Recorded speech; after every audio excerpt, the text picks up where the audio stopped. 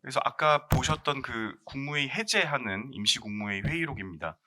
그 회의가 이제 04시 27분경 그 대통령실 국무회의실에서 비상계엄 해제를 심의 의결하는 국무회의가 개최됐죠. 네. 이 국무회의는 그 피고인이 아닌 국무총리인 피고인이 주재한 회의죠. 그렇습니다. 그 증인과 일부 국무위원들이 아까 내려가신 시간이 보신 것처럼 03시 44분경에 내려갔는데 그로부터 약 45분이 지난 후에 개최된 이유는 그 무엇인지. 말씀드린 것처럼 당시에 그 못 왔던 분들이 꽤 있는데 아마 나중에 보니까 몇 분은 당시에 세종에 내려가 있어서 당시 올 수 있는 방법이 없었고 서울 인근에 있었던 분들은 최대한 그 오도록 그 총리께서 실장한테 계속 왜 안 오는 사람들 빨리 오라고 하라라고 이렇게 그 재촉하시는 걸 제가 몇 번 들은 바가 있습니다. 네, 19항 나머지 질문은 말씀을 하신 것 같아서 생략하고 20항으로 넘어가겠습니다. 그 국무회의를 마치고 그 증인은 피고인이 계엄을 해제하는 국무회의가 있었으니 계엄을 결의하는 국무회의가 있어야 되는 것이 맞지 않냐. 아까 오셨던 분들은 좀 남아보라 이렇게 말씀을 하신 걸 들으신 적이 있으십니까? 끝나고 나가는데 저희가 그 총리께서 아까 회의했었던 분들 잠깐 좀 얘기 좀 하자. 그래서 저희가 뭔가 했더니 이제 우리가 형식을 갖춰갖고 잘 회의를 지금 해제를 시켜놨는데 앞에 있는 회의가 제대로 구성이 안 돼 있으면 해제한다는 게 의미가 없을 수가 있어서 저도 사실 그게 그 맞는 말씀인 것 같은데라는 생각을 하면서 그때 저는 앞에 안 갔기 때문에 거기 들어갈 수는 없고 근데 이렇게 그 말씀을 하시는 걸 제가 들었던 기억은 있습니다. 그래서 그 전에 회의에 참석하셨던 분들 따로 좀 모여서 아까 그 회의를 그럼 우리가 어떻게 해야 되는 거냐라는 얘기를 그분들하고 모여갖고 좀 하셨던 기억이 있습니다. 근데 그 네. 말이 듣고 이상하다는 생각은 안 들었습니까? 왜냐면은 앞에 계엄을 선포하기 전에 행위는 벌써 다 끝났고요. 그걸 뒤에 뭘 한다는 것은 뭘 사후적으로 손을 대는 거지. 그런 의미 아닙니까?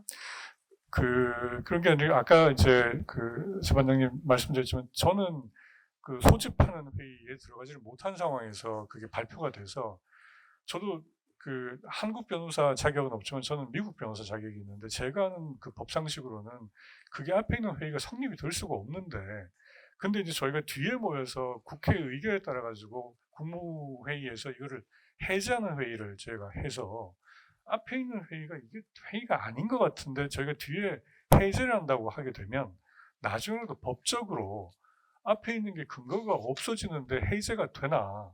그래서 그러면 이 해제를 해서 우리가 공식적으로 그게 없던 걸로 하려 그러면 앞에 있는 거가 뭔가 회의 요건이 갖춰져야 될 텐데 이게 어떤 상황인가 굉장히 의아하긴 했었습니다. 그래서 제가 앞에 회의는 예, 끝난 상태이기 때문에 요건을 갖췄으면 갖춘 거고 못 갖춘 건 못 갖춘 거고 끝난 거 아닙니까? 근데 뒤에 모여가지고 참석한 사람이 뭘 한다고 해서 바뀌는 건가요? 말씀드렸지만 국무회의라는 거가 통보도 못 받은 상황에서 국무회의가 진행된다는 건 저는 상상이 안 돼서 이건 분명히 국무회의에 그 아까 회의 자체가 결격 사유가 분명히 있을 텐데 그럼 이게 회의로 인정을 못 받게 되면은 그러면 뒤에 우리가 했던 해제라는 거가 나중에 혹시라도 법적으로 이게 의미가 없다거나 효력이 없다거나 하게 되는 경우가 생기면 어떻게 하나라는 우려가 사실 저는 좀 있었습니다. 그래서 아마 그런 차원에서 그 총리께서도 앞에 있는 회의를 어떻게 해야 되나라는 고민을 하시는 거라고 저는 생각을 해서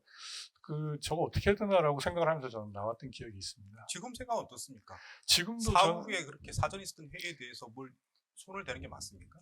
그러니까 저도 그게 그 우리 그 행정법상으로 그게 어떻게 되는지는 저는 이해를 잘 못하겠습니다만은 그 처음에 국무회의를 한다고 해서 하는 걸로 소집이 됐던 그 회의 자체가 그게 정상적인 회의로 인정을 받을 수 있는지는 저는 사실은 그게 안 된다고 생각을 하고 있습니다. 그래서 원천 무효가 아닌가라는 생각은 저는 하고 있는데 저는 한국법을 배운 적이 없기 때문에 제가 뭐라고 거기에 대해서 말씀드리는 건 타당치 않다고 생각하고 있습니다. 네, 추가로 봅시죠. 네, 그래서 그런 상황에서 그 김용현 국방부 장관은 아까는 의사 정족수가 찼기 때문에 당연히 국무회의가 성립하는 것입니다. 이런 발언을 한 적은 있나요? 뭐 들으신 기억이 있으십니까? 어, 아, 그, 뭐, 뭔가 이렇게 좀 논의가 있었는데 제가 그때 뭐 그걸 자세하게 듣고 그런 건 아니라 제가 당사자가 아니라 거의 낄 수 있는 상황도 아니었고 그래서 제가 모여서 이제 그런 얘기를 하시는구나라고 보고 제가 나왔던 기억이 있습니다. 그러면 그 상황에서 이제 그 조태열 장관 이견이 좀 있었던 것 같은데 네. 일부는 이제 국무회의가 맞다 이렇게 얘기를 하는 입장도 있었을 거고 예. 뭐 조태열 장관은 거기에 대해서는 그게 무슨 국무회의냐 말이 되냐 이런 말을 한 거는 기억이 나십니까? 조 장관이 그게 어떻게 국무회의가 될 수 있습니까라고 얘기를 해서 제가 상당히 좀 의아하게 저렇게까지 강하게 모여서 하는 회의에 대한 그 이의를 제기하는 걸 제가 처음 봐서 저게 어떤 상황인가 도대체 하여튼 나중에 저런 상황을 좀 두고 봐야 되겠다라는 것만 보고 상당히 이견이 있구나라고 하고 제가 나왔던 기억이 있습니다. 그 이상민 장관은 조태열 장관의 그런 문제 제기에 대해서 또 이게 어폐가 있다, 뭐 의사 정족수가 충족된 거 아니냐 이런 취지의 발언을 하신 거는 기억이 납니까? 그러니까 이렇게 모여서 이렇게 있어서 이렇게 나가는 길에 이렇게 모여서 있기 때문에 누가 어떤 발언을 했는지 정확하게 알 수는 없어요. 저는 떨어져서 이렇게 뒤에서 보고 있어서 그렇지만 하여튼 뭐 일부는 아까 그래도 모여서 이렇게 했던 게 회의 아닙니까라는 얘기가 있었고 그래서 이제 우리가 이게 정당하게 이게 해제가 된 거 아닙니까라는 얘기가 있었고 이제 조 장관 같은 경우는 그게 어떻게 회의입니까? 그건 회의 절대 될 수 없습니다라는 얘기를 해서 그래서 이제 저도 아까 재판장님께 말씀드렸지만 그 앞에 게 회의가 아니면 그럼 우리가 지금 회의제한 거는 뭘 회의제를 한 건가라는 좀 의구심이 들었던 건 사실이었습니다.